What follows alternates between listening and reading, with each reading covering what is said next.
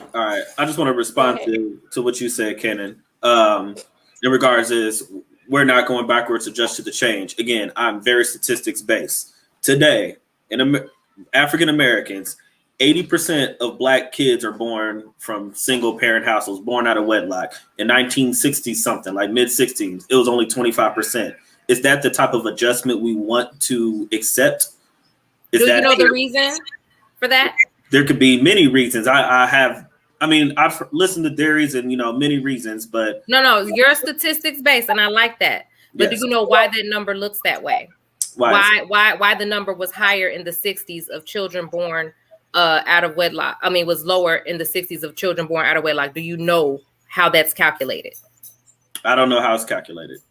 Okay, I think it's, and I'll just give you this real quick. There were more black women in general were having babies in the 60s. More people were married in the 60s. So black women who were having babies took up a larger percentage of the births, because how they calculate that is they take all births from women, right? And from black women. And then they say, this is the percentage of all those births that's out of wedlock, right? So what has happened over time is that the birth rate overall, like less black women are having babies, period. First of all, so there's not more kids being born out of wedlock. There's actually less kids because less black women have been getting married and have been opting not to have children at all.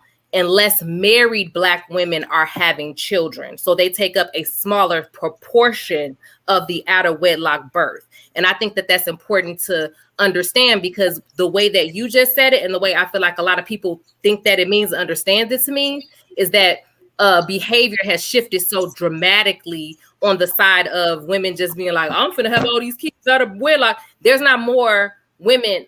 Let me put it this way.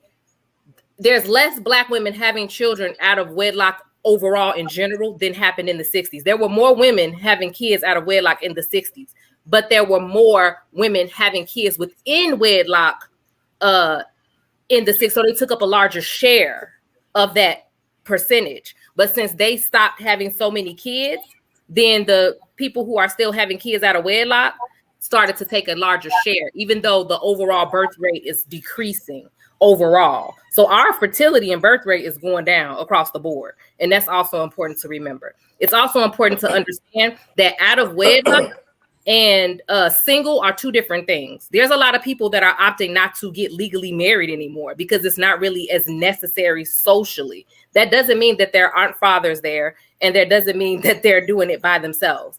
So it just, the out of wedlock birth rate doesn't account for that. So overall, like I say, black women are having less children in general, and a lot more black women are opting not to have children than in times past. That's important to understand when it comes to that statistic. I guess I'm a little slow. Maybe I didn't follow too much. So you're just saying the volume of black women is decreased having kids. Correct. So I'm saying, like, if more married black women begin to have children now, they would take up a greater share of that out of wedlock birth rate. If more married women would have children. Okay, there's a few ways to look at that, but I guess I look at it from the child's perspective, the black child's perspective. Either way you, I guess, view it, still 80%. And we can say just from that 80%, maybe 65, 70% are have the father in the home with them. Maybe that's the case, but regardless, it's still the vast majority probably do not. And that's the thing that I think is harming our community the most with that. Like, regardless of the number, still the percentage of families are children are being raised by a single parent, most likely single mother in those situations. So that's a perspective I'm looking at it from. Yeah, and I looked at it from their perspective too. I appreciate what Cannon was saying, and I'm trying to find the stat, but she's right. Fewer black women are having children. I like that stat only because I think the narrative that the Black manosphere paints is that black women are just so irresponsible. You know, we're just out here screwing, making babies. That's the narrative that you all paint. The truth of the matter is that almost half of us do not have children. It's not 80% of black women are with are single moms. That's not the stat. The statistic is that, like you were saying, 80% of children that are born to single mothers. Okay, so for one, I want to be clear about that because nobody talks about that. The narrative is always Black women just out here screwing everybody, you know, and anybody, and they're not using protective sex or using protection during sex. The truth of the matter is that many of us do not have children. Many of us do not. Okay. And 40% of us do not have children. Okay. But I agree with you that the children that are being born are important. And we need to talk about why they are being born outside of wedlock. I completely agree with that. So my solution is I'm a big proponent of sexual discretion, okay? And yes, I have practiced it in my life, okay? I ain't gonna get into too much detail, but I've practiced it so I can talk about it. I am a proponent of that. I think women have to use more sexual discretion, and I think men have to use more sexual discretion. The problem, though, with the Black manosphere is that you all don't think you have to. You think because you're men, and when I say you, I don't mean you per se, Rashad, just the general you. Wait, I'm manosphere? Go ahead. What I am seeing is that the accountability is not on the man. I'm a man. That's what I do. And here's the thing. I'm not making excuses for women. I think women have to make better choices. And I want to talk about that on this show. But a lot of times these women are getting into relationships with these men who are telling them lies, who are leading them on, moving in with them, okay, and making them think that there's a life, a family ahead, and it's not. So I also think men are accountable too.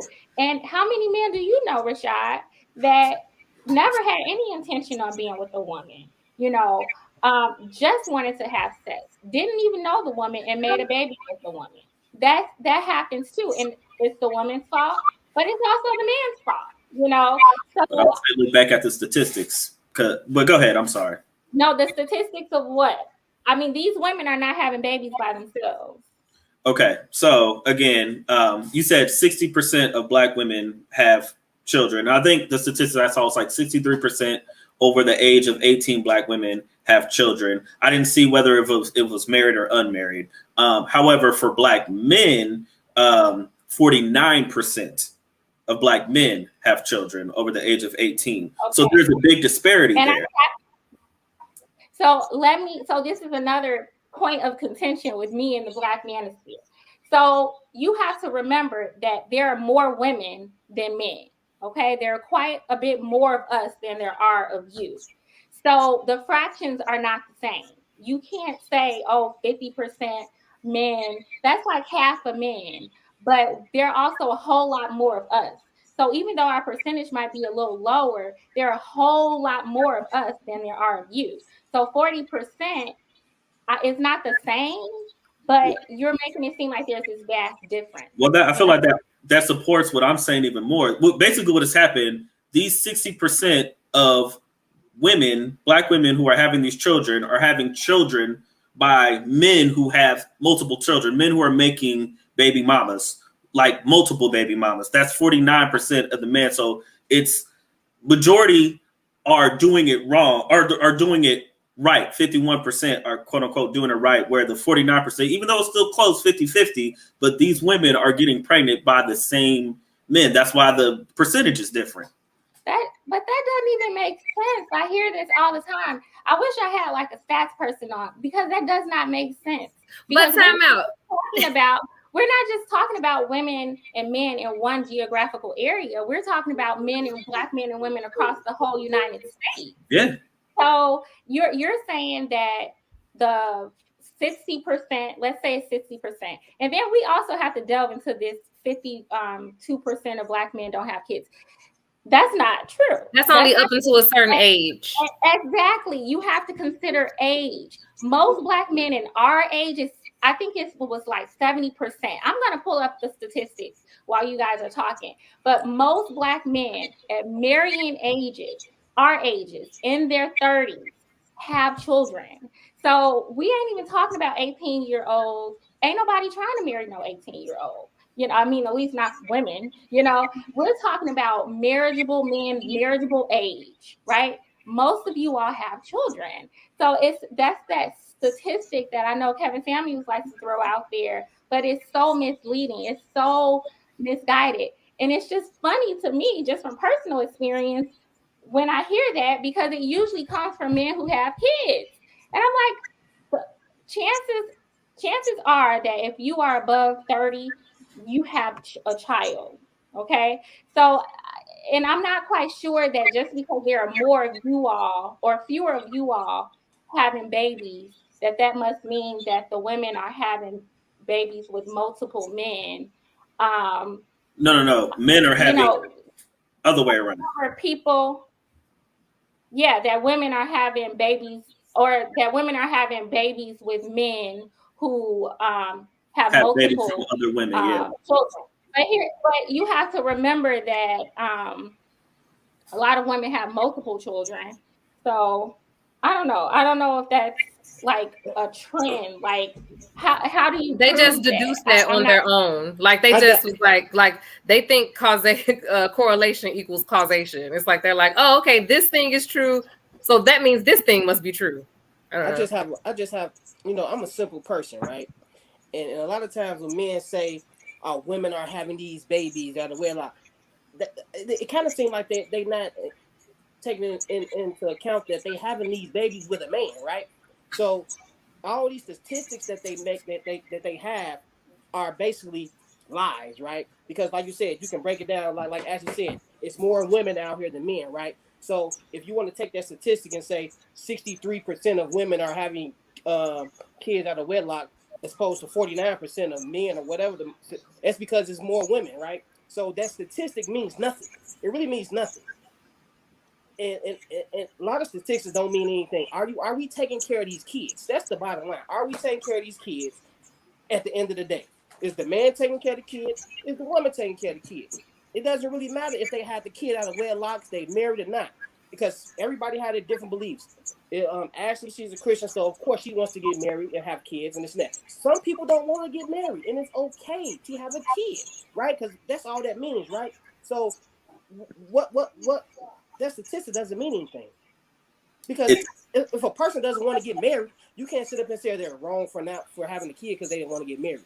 No, I agree, Darwin. I agree 100%. We can't change the stigma. Yeah. Fall into that statistic of being one of those people that's in that 63 percentile that says, "Oh, they're having kids out of wedlock. So what? I didn't want to get married."